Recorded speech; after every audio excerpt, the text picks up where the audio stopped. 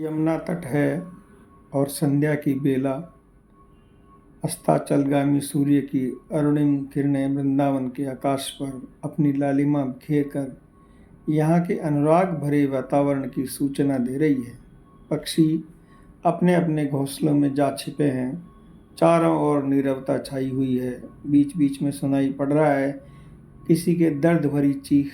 कोई दूर से उन झुमटों में बैठा हा राधे, हा करुणामयी कहकर रोदन कर रहा है। कभी यह किसी आंतरिक वेदना से छटपटाता हुआ भूमि पर लुठित होने लगता है, कभी घुटनों में सिर देकर बैठ जाता है, कभी उतरिया से आंसू पोंछने लग जाता है।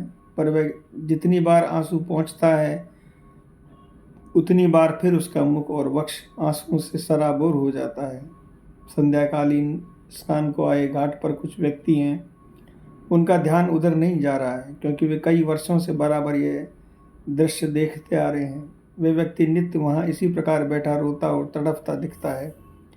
रोते तो बहुत से लोगों को देखा है।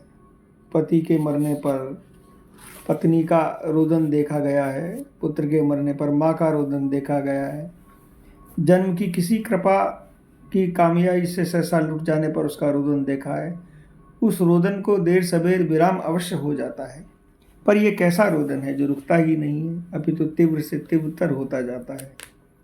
इसका एक इतिहास है जो सन 1947 के आषाढ़ मास की शुक्ला षठी को प्रारंभ हुआ। उस दिन मध्य प्रदेश के भेलसा नगर में छेदीलाल जी के पुत्र श्री भोलानाथ जी का जन्म हुआ। वे जन्म से ही भगवत भक्त थे, पर उनकी भक्ति पूर्ण रूप से प्रकाश में आई उनके किशोर अवस्था में, जब वे गुरु की खोज में घर से निकल पड़े। बहुत खोज करने पर नरसिंहपुर जिले के जंगल में भटकते हुए पाए गए। उन्हें उनके बड़े भाई श्री बैजनाथ जी के पास ले जाया गया, जो कोलारस जिला शिवपुरी में नाजिर थे। बैजनाथ ने उन्हें कोलारस के गोपाल के मंदिर में सेवायत पंडित गोपीनाथ जी से राधा वल्लभी संप्रदाय की दीक्षा दिलवा दी। गुरु जी के आज्ञा की विवाह करने की विवश हो उन्होंने विवाह करना पड़ा। प्रगस्त में उनका भजन आबाद गति से चलता रहा। प्रभु अपने भक्तों के सभी स्थितियों में उसके भजन के अनुकूलता प्रदान करने की कृपा करते हैं। उन्होंने अध्ययन अध्यापन करके बीए की परीक्षा पास की।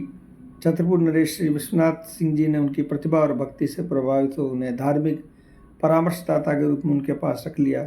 इस रूप में उनका कार्य था केवल स्वाध्याय करना और निर्दिष्ट समय पर राजा साहब के पास जाकर धर्म चर्चा करना। राजा साहब के पास ग्रंथों का अच्छा संग्रह था। वे सब ग्रंथ भोलानाथ जी के काम आए। उन्होंने विभिन्न भारतीय दर्शनों और वाणी ग्रंथों का गंभीर अध्ययन किया। इस बीच उन्होंने वकालत पास की। कुछ दिनों के लिए कोलारस गए। भाई के पास रहकर वकालत करने पर प्रभु की भक्ति में रमा हुआ मन वकालत में न रम सका। वे राजा साहब के निमंत्रण पर फिर छतरपुर वापस आ गए। धीरे धीरे छतरपुर में उनका मन उखड़ गया।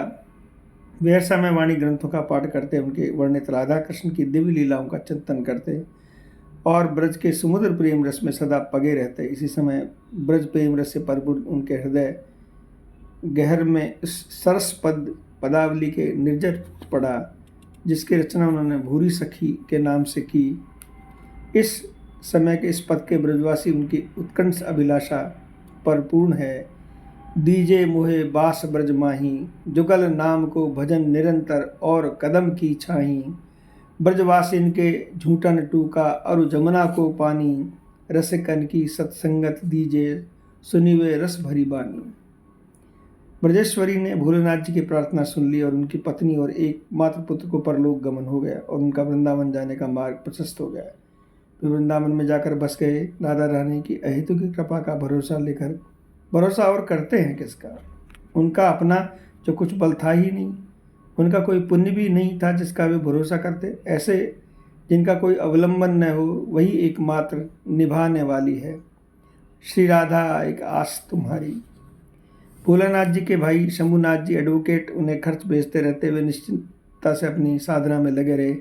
कुछ दिन बाद शंभुनाथ जी का देहांत हो गया, खर्च आना बंद हो गया। भोलेनाथ जी ने अपनी मानसिक स्थिति भी ऐसी जीविका उपार्जन के लिए कुछ कर सके। किसी से कुछ मांगना तो उनके स्वभाव में ही अनुकूल न था। जब स्वामिनी सिर पर हो और किसी के मांगने का प्रश्न ही कहाँ उठता है। उन्हें एक युक्ति सूझी। सेवा कुंज में यात्री बंदरों को चने डाल जाया करते थे। वे अच्छे चने सब खा जाते और ठुड्डी छोड़ देते। उन चनों की मुट्ठी खाकर यशोदा की निवृत्ति करने लगे। भला स्वामिनी कब तक अपने प्यारे भक्तों की ठुड्डी खाते देख सकती थी। उन्होंने श्री राधा वल्लभ जी के मंदिर के सेवायत को स्वप्नादेश दिया कि मेरी भूरी सखी सेवा कुंज में चनों की ठुड्डी खाकर रह रही है, उसे मेरा प्रसाद नित्य दे दिया करो। स्वामिनी की कृपा से भूरी सखी के प्रसाद की सुंदर व्यवस्था हो गई। उसे बढ़िया से बढ़िया प्रसादी द्रव्य नित्य आरोग्य से मिलने लगे। पर भूरी सखी स्वामिनी इतनी सी कृपा को भुला में आने वाली थोड़ी ही थी। इससे तो उनका प्रणय रोष बढ़ता था। वह लगी उल्टा उल्हाना देने, तुम्हारी इस कृपा से मेरा क्या होना है। तुमने आज तक कभी मुझे यह भी नहीं पूछा कि मैं सचमुच चाहती क्या हूँ। किसकी गोद पसार कर तुम्हें द्वार पर खड़ी चिल्ला रही हूँ। मेरा असली दुख क्या है। तुमसे आज लो बात न पूछी, को दारे चिल्लात न पूछी। जीवन बीत्यो गोद पसारे, कहा लोग ललचावत पूछी। मैं नित होश भरी कही बेकू, हंसी कबहू कुशलात न पूछी। कोटि उपाय किए पे तुमने, का सोचत दिन रात न पूछी। कैसी कटक दिवस निश तेरे, का दुख सुखत गात न पूछी। भोरी दीन दुखी आरत सो, बिहसी हृदय की बात न पूछी। मैंने तो अपनी ओर से सारे नाते तुमसे ही मान लिए हैं, पर तुम भी मुझे अपनी चेरी करने के मानती हो, इसमें मुझे संदेह है। यदि तुम मुझे अपना मानती तो अवश्य मेरी सुध लेती और पूछती, भूरी तू क्या चाहती है। उल्हा ना सुनकर शिव स्वामिनी चुप न रही। उन्होंने कभी कोई पूछताछ नहीं की। भूरी सखी ने सोचा कि शायद वे समझती हों। पूछने पर भूरी न जाने क्या मांग ले, इसलिए स्वयं ही बता देती हूँ कि मैं क्या चाहती हूँ। उसने कहा, सुनो मैं क्या चाहती हूँ। तुम मिलो या न मिलो, मिलने की चटपटी चाहती हूँ। तुम्हारे न मिलने का हृदय में दर्द चाहती हूँ और तुम्हारा विरह चाहती हूँ।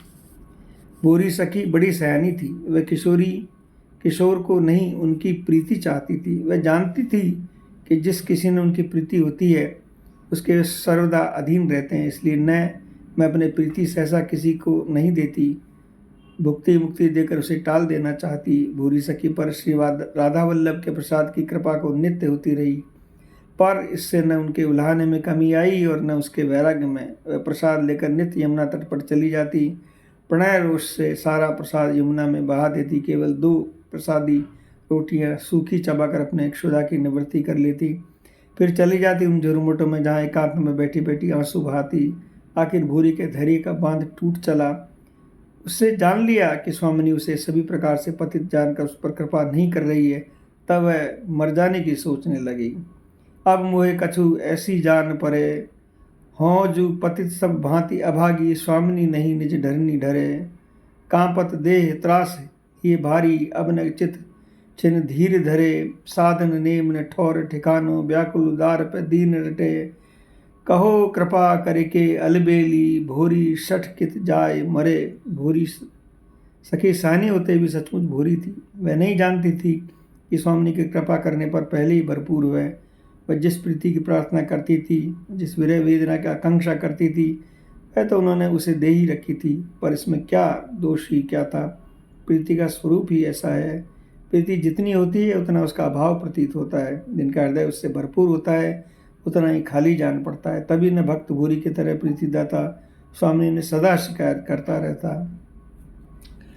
पर जो भी हो, भूरी जब मरने की सोचने लगी, स्वामिनी का हृदय कांप गया। उन्होंने सन्मुख जाकर पीछे से ऐसा सोचने को उसे मना किया।